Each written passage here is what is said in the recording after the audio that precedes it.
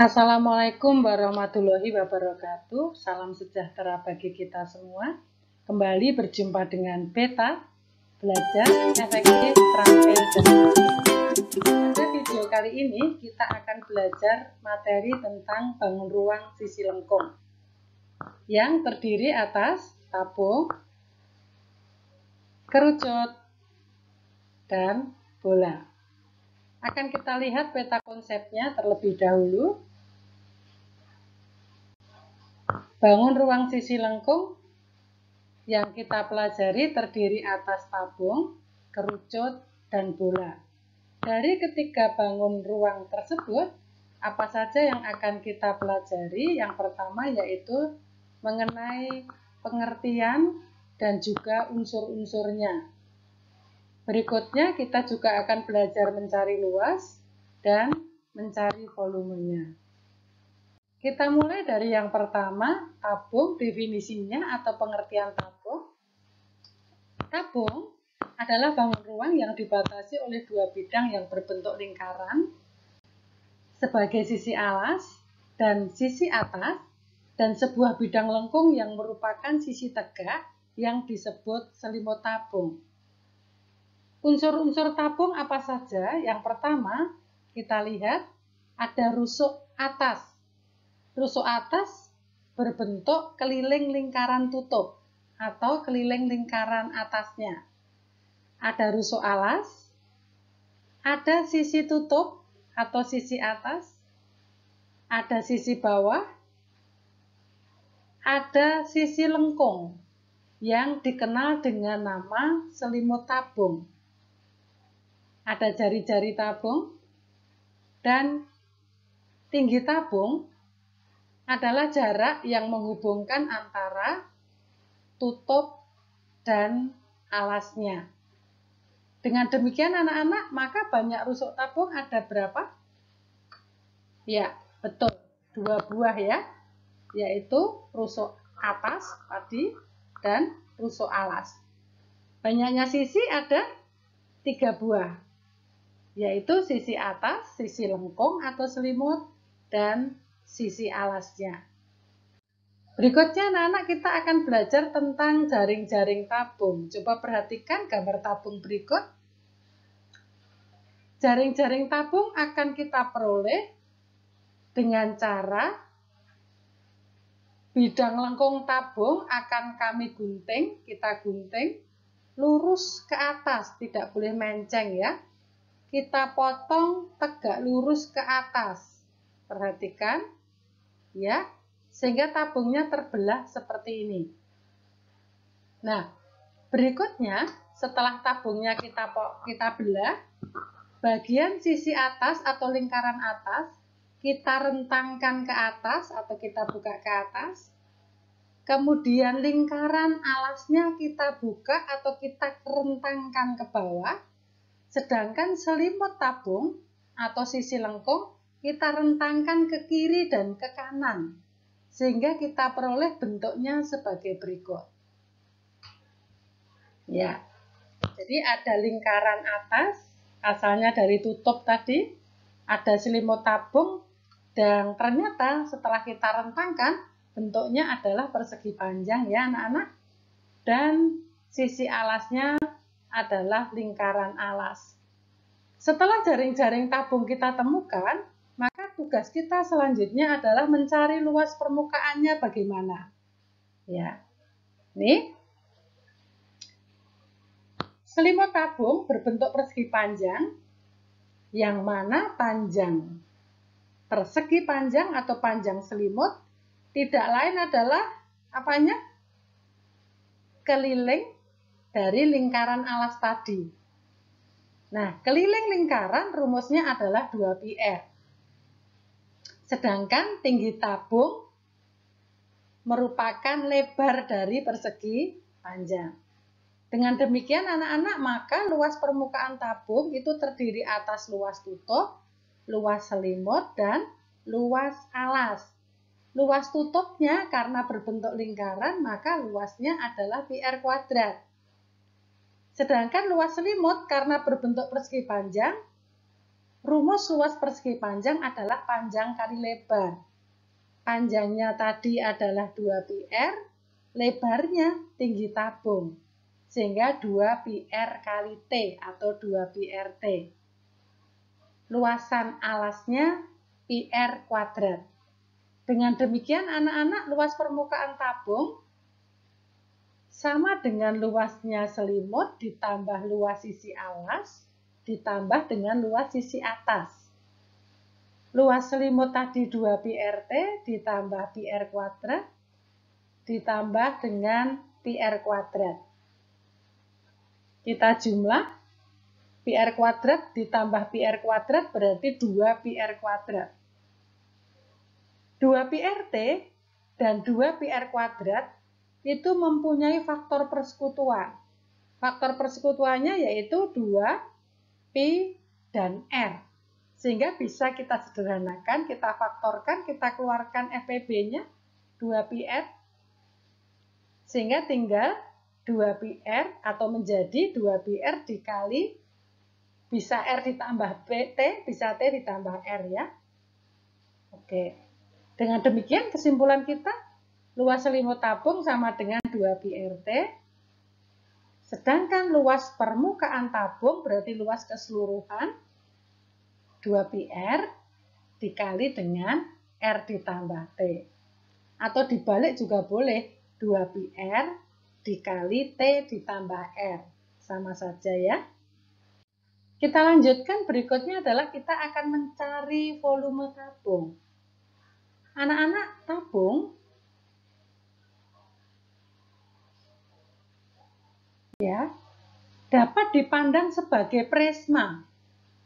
Tabung itu dapat dipandang sebagai prisma. Kenapa? Karena bidang alas dan bidang atas tabung sejajar dan kongruen sesuai dengan sifat-sifat dari prisma. Dengan demikian, volume tabung sama dengan volume prisma. Kelas 8, kita masih ingat volume prisma itu rumusnya adalah luas alas kali tinggi. Sehingga volume tabung sama dengan alasnya berbentuk lingkaran. Luas lingkaran kali tinggi tabung. Luas lingkaran apa rumusnya tadi anak-anak? Ya, PR kuadrat, tinggi tabung kita lambangkan T. Sehingga volumenya adalah PR kuadrat T. Paham ya? Ya, setelah kita belajar mencari luas, mencari volume, maka saatnya kita akan mencoba mengerjakan soal-soal anak-anak. Ya. Soal nomor 1. Sebuah tabung memiliki panjang diameter alas 7 cm dan tinggi 8 cm. Pertanyaannya adalah luas selimut tabung. Kita identifikasi dulu apa yang diketahui. Yang diketahui diameter dan tinggi. Anak-anak kalau diameternya 7 cm, maka kita bisa mencari jari-jari ya. Jari-jari itu setengah dari diameter. Sehingga jari-jari 3,5 cm. Pertanyaannya luas selimut. Kita cari luas selimut. Rumusnya adalah di depan tadi 2 PRT. Kita hitung. Pi, anak-anak bisa mengisi atau mengganti Pi dengan nilai 22/7, bisa juga dengan 3,14. Tetapi karena jari-jarinya adalah 3,5, maka Pi kita pilih 22/7, bukan 3,14. Nah, 2 dikali 3,5 itu 7, saya sederhanakan dengan 7. Kita coret ya.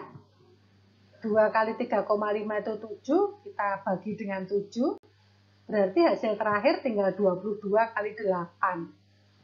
Hasilnya adalah 176. Jadi luas selimut tabung 176, satuan luas adalah cm persegi. Masuk contoh soal yang kedua.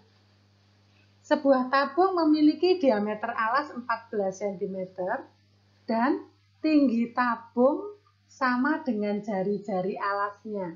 Pertanyaannya luas permukaan. Oke, kita jawab. Kita identifikasi lagi anak-anak, diameternya 14, dengan demikian jari-jarinya 7 cm. Kemudian tinggi tabung sama dengan jari-jari, berarti T sama dengan R, padahal R-nya sama dengan 7. Ya, pertanyaannya luas permukaan, bukan luas selimut. Berarti kita masukkan ke rumus luas permukaan tabung. Sudah ya? Kira-kira Pi-nya pakai 3,14 apa 22/7 anak-anak? Ya, betul ya. Karena R-nya 7, maka Pi-nya kita pakai 22/7. Yang di dalam kurung kita hitung dulu. Jadi 2 kali 22/7 kali 7 kali 14. 7 kita sederhanakan dengan 7. Ya, berarti tinggal 2 kali 22 itu 44 dikali 14. Hasilnya adalah 616. Jadi luas permukaan tabung 616 cm persegi. Ya. Contoh 1 dan 2 termasuk soal yang masih sederhana. Kita melanjutkan ke soal yang lebih meningkat tingkat kesulitannya anak-anak. Yang ketiga, Andi memiliki tangki minyak berbentuk tabung. Ya.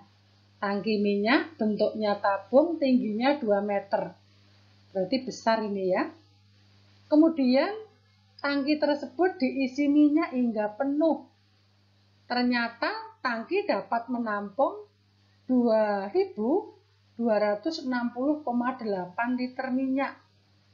Nah, pertanyaannya adalah berapa jari-jari tangki minyak milik Andi tadi? Oke, kita identifikasi ya. Jadi kalau saya gambar seperti itu tabungnya. Ya. Tadi diketahui volumenya, satuannya liter anak-anak. Liter, masih ingat ya? Liter itu sama saja dengan desimeter kubik. Sehingga kalau saya jadikan satuannya ke dalam sentimeter, desi ke senti, turun 1 tangga. Karena kubik, maka kita kalikan dengan 1000. Jadi, volume menjadi 2.260.800 cm3. Tingginya 2 meter, kita jadikan cm juga. Pertanyaannya jari-jari. Karena yang diketahui volume, maka jari-jari kita cari dari rumus volume anak-anak. Ya. Volume sama dengan pi R kuadrat T. Kita cari R-nya, berarti V sama T kita pindah ruas ya. Dari perkalian pindah ruas menjadi pembagian. Ya. Jadi R kuadrat sama dengan volume dibagi dengan Pi kali T. Itu R kuadrat. Kalau R berarti kita akar ruas kanannya. Ya. R sama dengan akar dari volume dibagi dengan Pi kali T. Kita masukkan angkanya karena sudah diketahui. Silahkan dihitung anak-anak.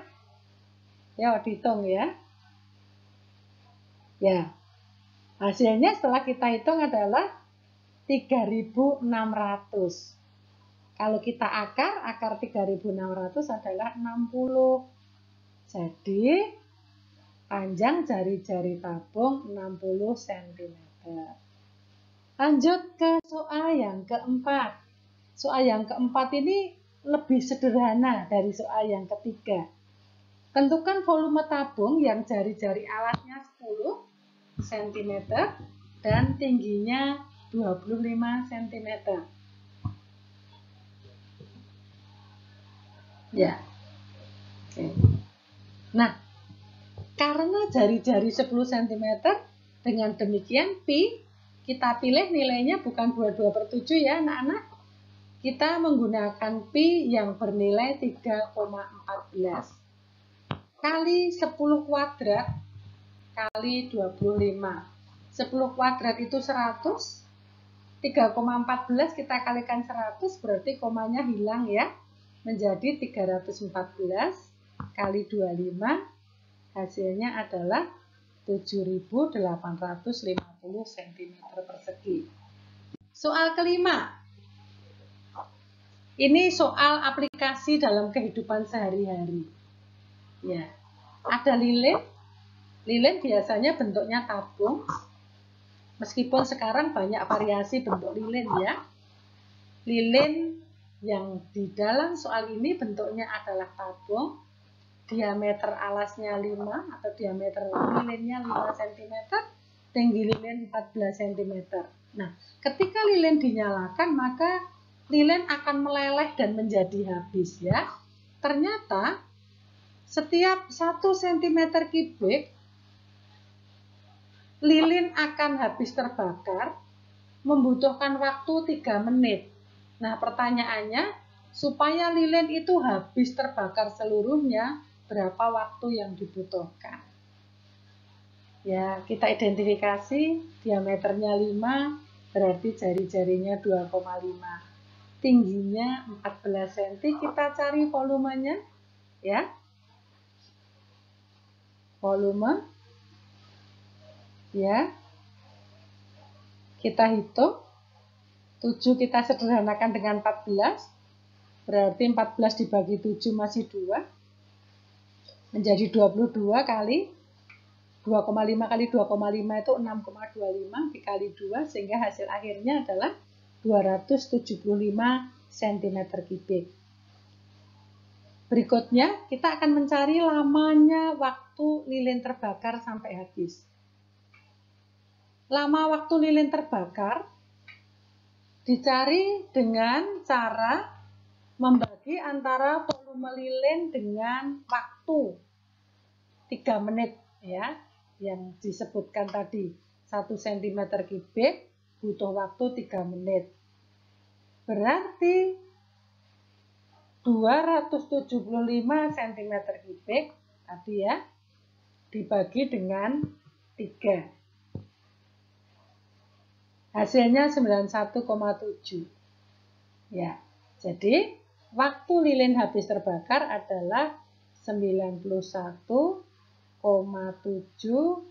menit. Lanjut ke soal yang terakhir. Soal yang terakhir ini agak kompleks ya anak-anak. Jadi kalau kalian perhatikan, gambar di samping itu adalah gambar mur. Jadi ada lubang di dalamnya. Pertanyaannya hitunglah volume mur. Tetapi nanti jawabannya dalam P anak-anak.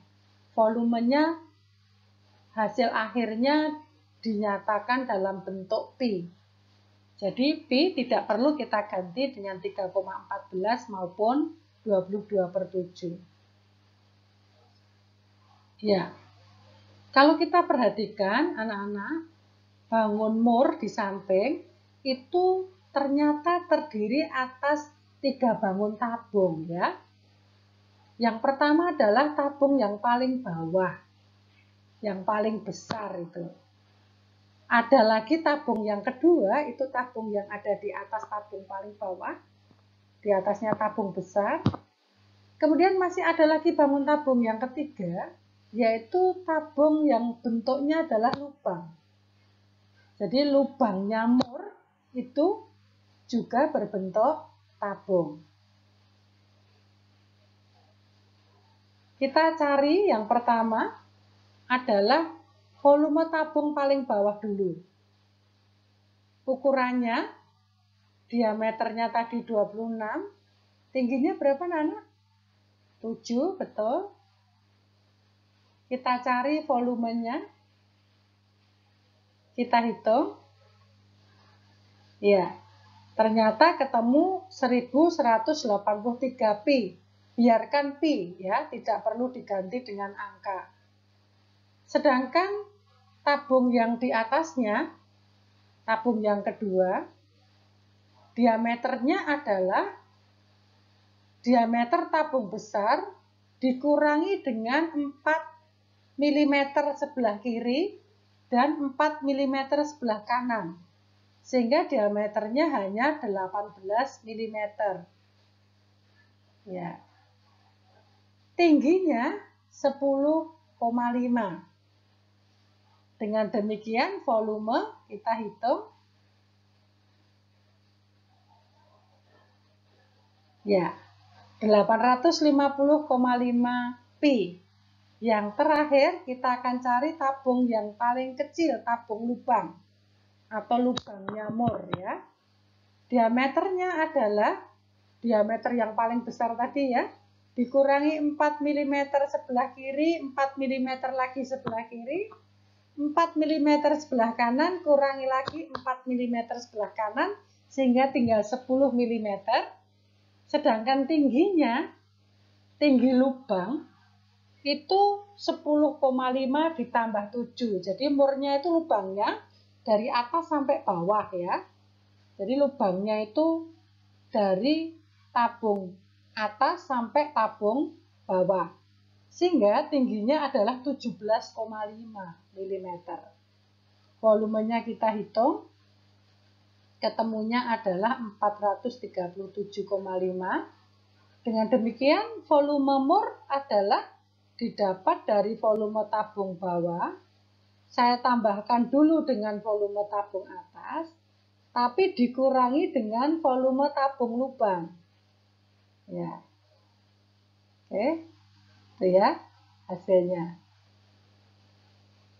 Jadi, volume Moore adalah 1596 pi cm kubik. Demikian tadi anak-anak, kita semua sudah belajar materi tabung kali ini. Tidak sulit bukan?